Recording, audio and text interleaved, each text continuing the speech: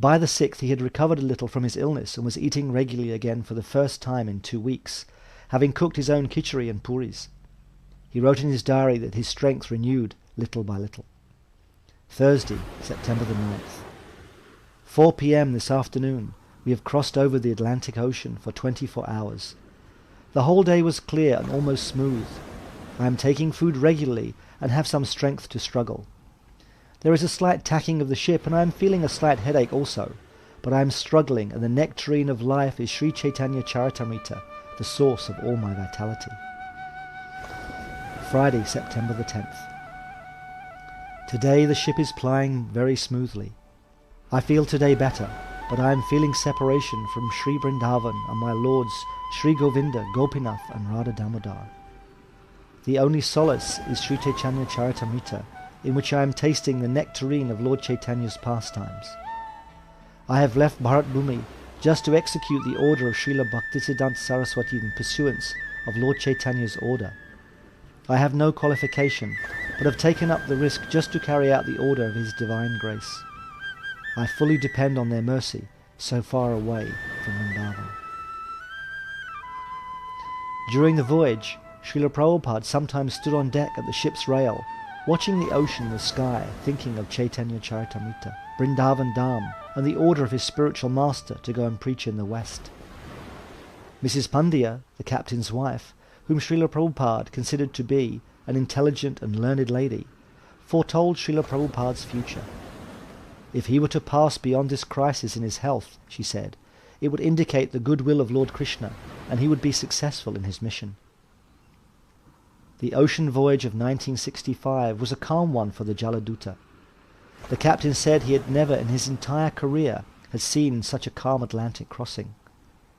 Prabhupada replied that the calmness was Lord Krishna's mercy, and Mrs. Pandya asked Srila Prabhupada to come back with them so they might have another such crossing. Srila Prabhupada wrote in his diary, "If the Atlantic would have shown its usual face, perhaps I would have died, but Lord Krishna has taken charge of the ship." On September 13th, Prabhupada wrote in his diary, 32nd day of journey, cooked bhati khichdi. It appeared to be delicious, so I was able to take some food. Today I have disclosed my mind to my companion, Lord Sri Krishna. There is a Bengali poem made by me in this connection. The following is an English translation. I emphatically say to you, O brothers, you will obtain your good fortune from the Supreme Lord Krishna only when Srimati Radharani becomes pleased with you.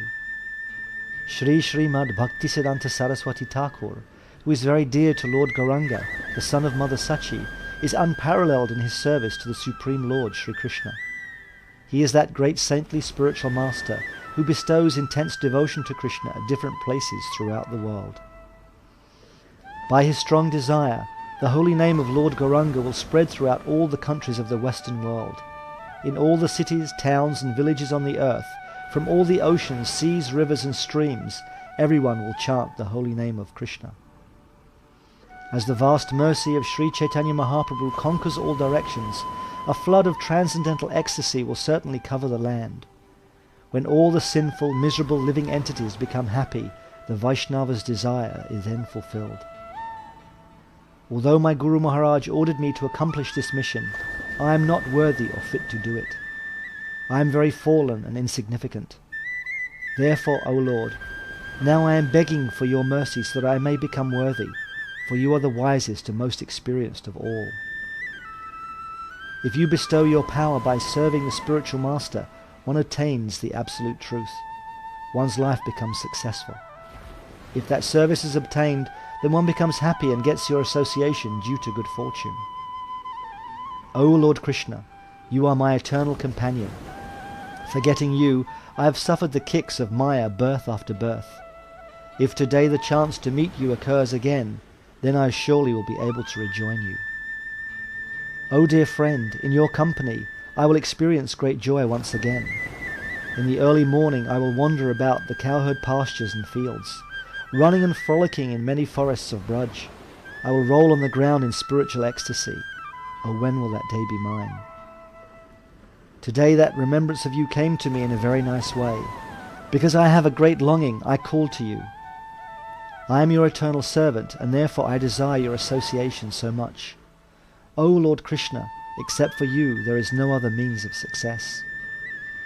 In this way Srila Prabhupada described his helpless dependence on his companion, Lord Krishna. After a 35-day journey from Calcutta, the Jaladuta reached Boston's Commonwealth Pier at 5:30 a.m. on September the 17th.